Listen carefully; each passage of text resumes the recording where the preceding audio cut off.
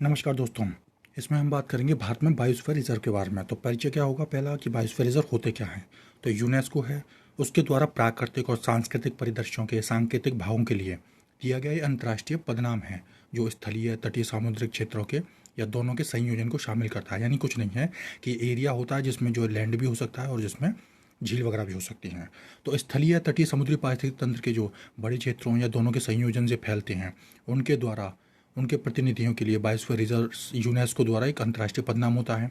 Biosphere reserve प्रकृति के संरक्षण के साथ साथ आर्थिक और सामाजिक विकास पर ध्यान देता है और संबद्ध सांस्कृतिक मूल्यों के रख रखाव को संतुलित करने का प्रयास करता है।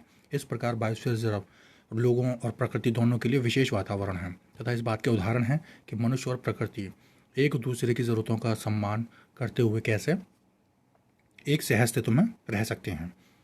फिर इसके लिए जो पदनाम के लिए मानदंड क्या होने चाहिए कि इसमें किसी स्थल में प्रकृति संरक्षण के दृष्टिकोण से संरक्षित और न्यूनतम अशांत क्षेत्र होना चाहिए कि और संपूर्ण क्षेत्र एक जैव भौगोलिक इकाई के समान होनी चाहिए और उसका इतना बड़ा होना चाहिए कि वह पारिस्थितिक तंत्र के जो इकोसिस्टम होता है उसके सभी पोषण स्तरों का प्रतिनिधित्व कर रहे जीवों की संख्या को बनाए रखे। प्रबंधन प्राधिकरणों को स्थानीय समुदाय की भागीदारी भी सुनिश्चित करनी चाहिए ताकि जैव विविधता का संरक्षण और सामाजिक आर्थिक विकास को आपस में जोड़ा जा सके और संघर्ष को भी रोका जा सके। वह क्षेत्र जिनमें पारंपरिक आदिवासी या ग्रामीण स्तरीय जीवन यापन के तरीकों को संरक्षित रखने की क्षमता हो ताकि पर्यावरण का सामंजस्यपूर्ण उपयोग किया जा सके। बायोस्फीयर रिजर्व की संरचना कैसी होती है? इसमें तीन क्षेत्र होते हैं। पहला होता है कोर, ये बीचों बीच में होता है। यह बायोस्फीयर रिजर्व का सबसे संरक्षित क्षेत्र है।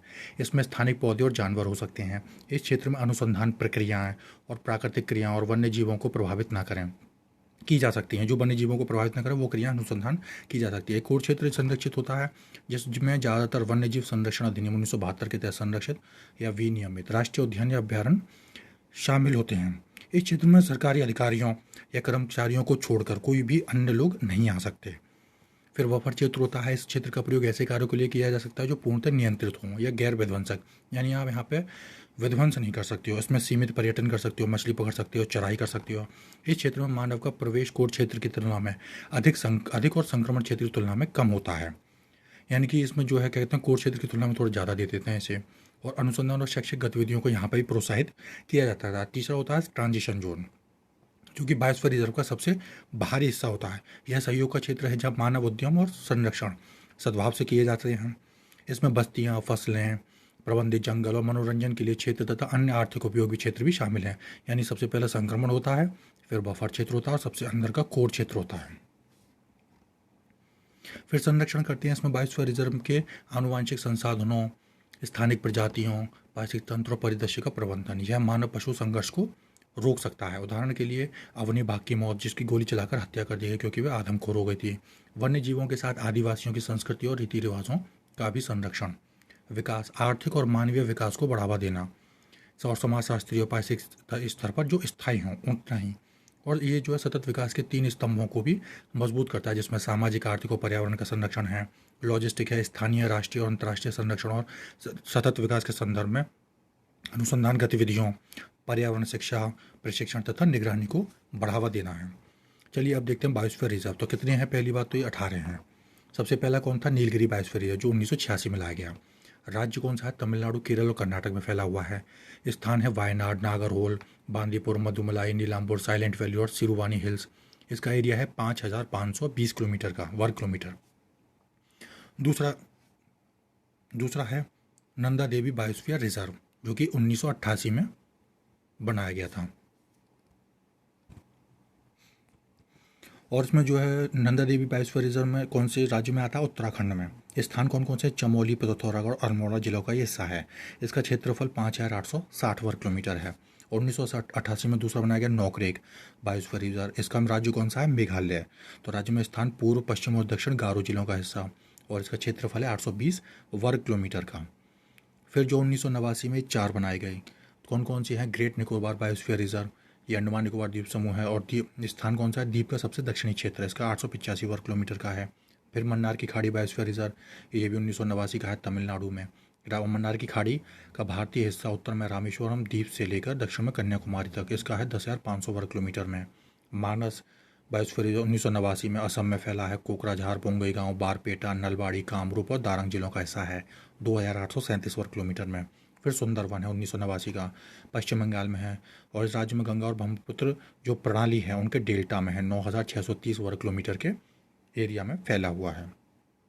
फिर 1994 में एक है सिमलीपाल गया जो कि उड़ीसा में है, इसका मयूरभंज जिले का हिस्सा है, 4374 वर्ग किलोमीटर। डिब्रू सईखोवा 1997 में असम में है। डिब्रूगढ़ और तिनसुकिया जिलों का ये हिस्सा है, 765 वर्ग किलोमीटर का है। दिहांग दिबांग बायोस्फीयर रिजर्व ये 1998 में बनाया गया, अरुणाचल प्रदेश में है दिहांग दिबांग।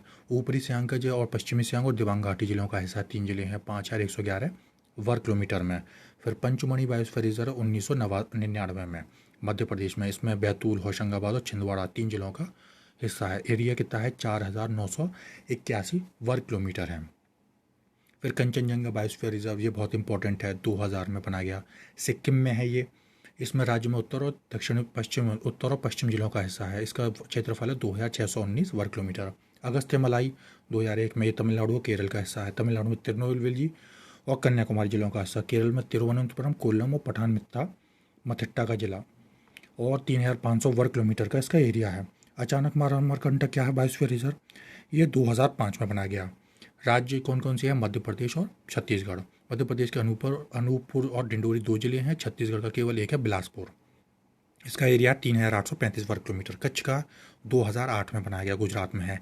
इसका कच्छ, राजकोट, सुरेंद्र नगर और पाटन जिले 4 जिलों का हिस्सा है, 12454 वर्ग किलोमीटर में है। फिर क्या है कि ये कोल्ड डेजर्ट बायोस्फीयर रिजर्व जो कि 2009 में बनाया गया, जो कि हिमाचल प्रदेश में है। पिन वैली नेशनल पार्क और आसपास का एरिया चंद्रताल और सरचू के बर्ज वन्यजीव अभ्यारण्य 7770 वर्ग किलोमीटर का है। शेषाचलम हिल्स बायोस्फीयर रिजर्व है जो 2010 में था, आंध्र प्रदेश में है। राज्य में स्थान क्या है, पूर्वी घाट में शेषाचलम। इसका एरिया कितना है, 4755 वर्ग किलोमीटर। फिर जो है कौन सा बनाया गया, पन्ना बायोस्फीयर रिजर्व 2011 में, और मध्य प्रदेश का हिस्सा है ये। राजस्थान और राज्य में स्थान है पन्न और छतरपुर जिलों का हिस्सा है, 2998 वर्ग किलोमीटर का फैला हुआ है। फिर बायोस्फीयर रिजर्व की अंतर्राष्ट्रीय स्थिति क्या है, इसकी यूनेस्को ने विकास और संरक्षण के बीच संघर्ष को कम करने के लिए प्राकृतिक क्षेत्रों के लिए पदनाम बायोस्फीयर रिजर्व शुरू करा। फिर इसने एक और चीज़ शुरू करी यूनेस्को ने, man and biosphere reserve programme के तहत न्यूनतम मानदंडों को पूरा करता है। वैश्विक रूप से 122 देशों में 686 बायोस्फीयर भंडार हैं, जिनमें 20 पारगमन स्थल हैं। मेन एंड बायोस्फीयर प्रोग्राम क्या है, ये 1971 में यूनेस्को ने शुरू किया। ये अंतर सरकारी वैज्ञानिक कार्यक्रम है जिसका उद्देश्य लोगों और उनके वातावरण के बीच में संबंधों में सुधार के लिए वैज्ञानिक आधार स्थापित करना है। यह आर्थिक विकास के लिए नवाचारी दृष्टिकोण को प्रोत्साहित करता है, जो सामाजिक और सांस्कृतिक दृष्टिकोण से उचित और पर्यावरणीय रूप से धारणीय है।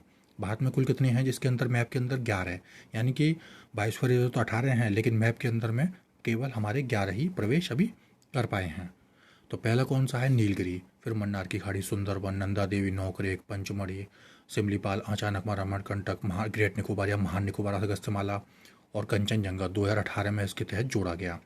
बायोस्फीयर संरक्षण क्या है कि बायोस्फीयर रिजर्व नामक योजना 1986 से भारत सरकार द्वारा क्रियान्वित की जाती है, जिसमें उत्तर पूर्वी क्षेत्र के राज्यों और 3 हिमालयी राज्यों को 90 और 10 के अनुपात में, अन्य राज्यों के रखरखाव कुछ वस्तुओं के आधार पर 60 और 40 का अनुपात है।